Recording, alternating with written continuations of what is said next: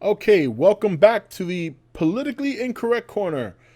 All right, so look, censorship is still happening, guys. I'm not sure if you've been keeping up with it. I've been kind of just sitting back and watching what's going on. And we had another big censorship happen over the course of Thursday last week to this weekend. Now, I actually made a video about this originally, and I didn't put it up on the channel because literally right after I recorded it, there was a big update on what happened. So I'm just going to start from the beginning and we'll go all the way through. And unfortunately, I can't even link you the videos I'm referring to because they've been taken down, and that's what we're going to get at. So last week on Thursday, Project Veritas, for those of you who don't know, it's a channel here on YouTube. They are like an undercover journalist. Now, some of their methods are a little shady. You can argue that, but nonetheless, they've pulled the blinds back on some pretty big things, some pretty big theories that actually turned out to come true.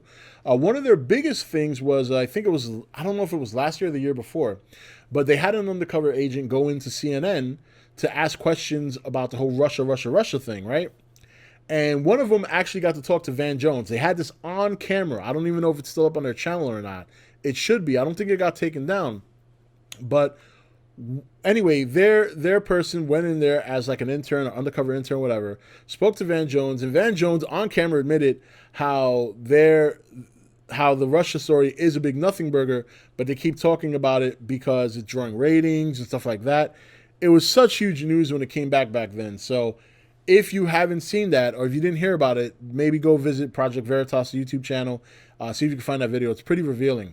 Well, they pulled off another stunt here, and I don't even want to call it a stunt, but basically they anonymously interviewed an employee from Pinterest, and it turns out that he was obviously, he didn't feel good about some of their practices. Pinterest, by the way, is owned by Google.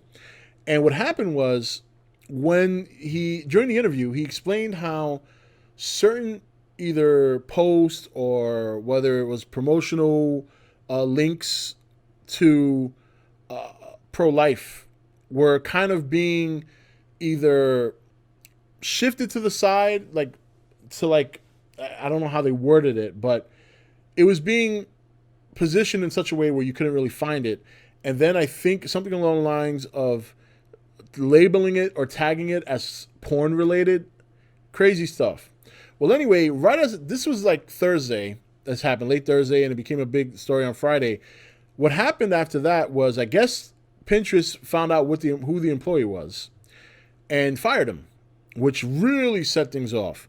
Because shortly after that, then Project Veritas' video regarding Pinterest, well, first it was taken down by YouTube. Second, Twitter banned Project Veritas for 12 hours, saying that they released sensitive information, and their argument was that it was supposed to be private. Meanwhile, it wasn't private. Then Project Veritas interviewed the actual employee without all the smoke and mirrors, because the first time they interviewed him, they had, he was blacked out. They had the voice, what they call it, like when they kind of make their voice really deep so you can't really tell who it is talking. But so he interviewed him a second time to talk about it. Obviously, he finally came out and he really started dropping bombs. Then Steven Crowder covered it, interviewed the YouTube channel administrator from Project Veritas. His name escapes me because I don't really go to that channel too much. He interviewed him on the Steven Crowder show.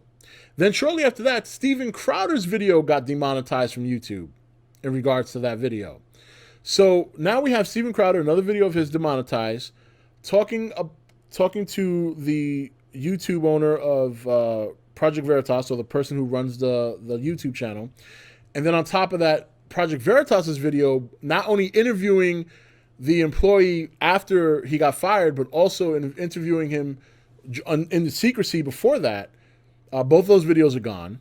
And then on top of that, there's another YouTuber named Tim Pool who made a simple video commentating about this, and he got his video demonetized and taken down. So all these videos were taken down. Excuse me, they weren't demonetized. They were taken down, all of them. Crowder's, Project Veritas, Tim Pool. More censorship. The information that they were discussing was public information. If you go to media websites, mainstream media websites, like I think Huffington Post discussed it, was one that I could think of off the top of my head. They were talking about this. This was out there. Just like I'm talking about it now, these articles were written regarding this situation. But none of these other media outlets that wrote about this story, none of them got their Twitter banned. None of them got their YouTube channels demonetized or got the whatever, because I know some of these media outlets do have YouTube channels where they kind of also repeat the articles they write. I think Vox does that. Anything related to mainstream media outlets, whether they have a YouTube channel or just a website or both, were not touched, is my point. So, more censorship. And for what?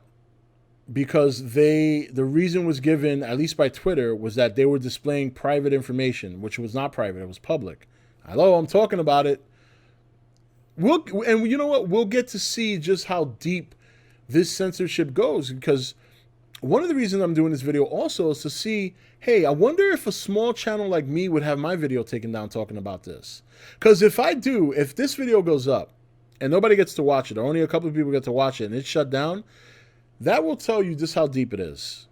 So that's another reason I'm kind of talking about this, because I want to see if it goes. I don't think it will. I think I'll be fine. I think the video will be up. But obviously these bigger channels, I think Tim Pool has like 500,000+ subscribers. Obviously Steven Crowder just has a target on his back. And then Project Veritas has been hated by many outlets. So very interesting stuff. But the censorship continues, and it's continuing under the radar in terms of the grand public. A lot of people think everyone's on the internet. There's just a certain group of millions of people that are on the internet. There's a much younger crowd, like my age and younger, that are on the internet constantly. We know what's going on. We see what's going on. And again, this is not just happening on the right.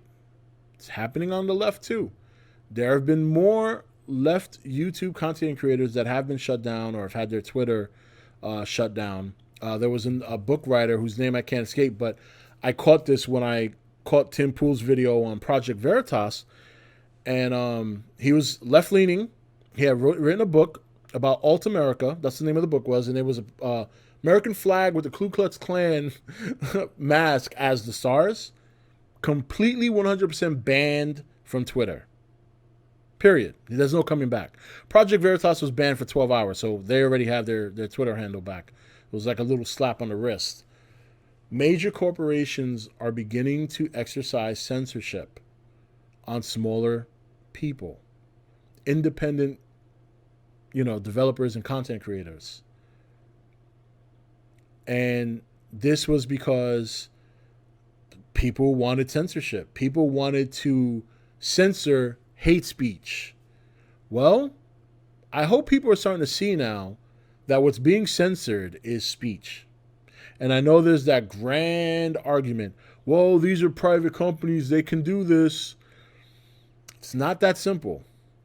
When you have a platform as large as YouTube or Twitter or Facebook, and you're promoting these platforms as open forums, as a town hall, if you will, a virtual town hall, then you're telling people we are supporting your right to talk. We're supporting your right to speak. And they've been doing that till now. Suddenly, the mainstream media seems to be immune to talking about these subjects, whether it be on YouTube or Twitter. But small content creators are no longer immune. They don't have the same right because they don't have the dollar bills. Something's got to be done because it's not going to get any better. And this is why I will say this again in this video, and I'll say it in every video afterwards. It doesn't matter how big your channel is. It doesn't matter if you have 100, 200, 300,000, a million, or like myself, 19,000. You need to start speaking up because it's not going to get better. It's only going to get worse, and it's going to happen to both sides. And in some weird way, this might be the push that us as people need to finally put our shit aside and come together.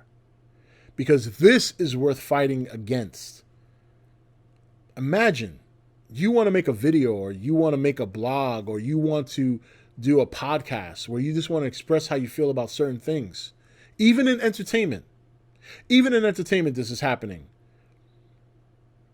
In video games, forget it.